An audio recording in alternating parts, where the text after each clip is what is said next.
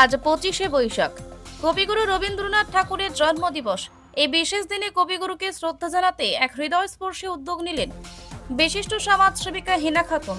তালডাংরা থানার অন্তর্গত হারমাশরা বাজারে গরমে ক্লান্ত তৃষ্ণার্ত পথিকদের জন্য একটি জলছত্রের আয়োজন করেন তিনি। এই মহৎ কাজে পাশে ছিলেন স্থানীয় কৌশিক পরামানিক ও জয়ন্ত রায়।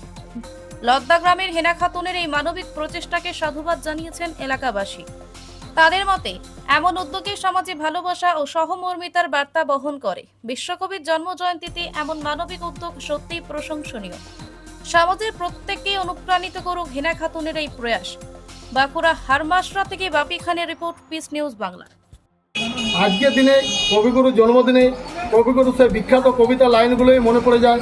কবিগুরু বলেছিলেন নগর লক্ষ্মী কবিতায়, মোর ভান্ডার আছে ভরা, তোমার সবাকার ঘরে ঘরে, তোমরা চাহিলে সবে এ পাত্র অক্ষয় হবে। সেই পথটাই আমাদের দেখিয়ে চলেছে আমাদের হেনা খাতুন।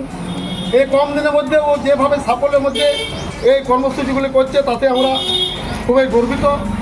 আপনারা প্রকৃতি আমাদেরকে যেভাবে নৈতিক সমর্থন করেছেন এবং পাশে থেকে সহযোগিতা করেছেন, আগামী দিনেও হেনার পাশে থেকে সহযোগিতা করবেন এই আশা রাখি। সকলকে ধন্যবাদ ও কৃতজ্ঞতা জানাই।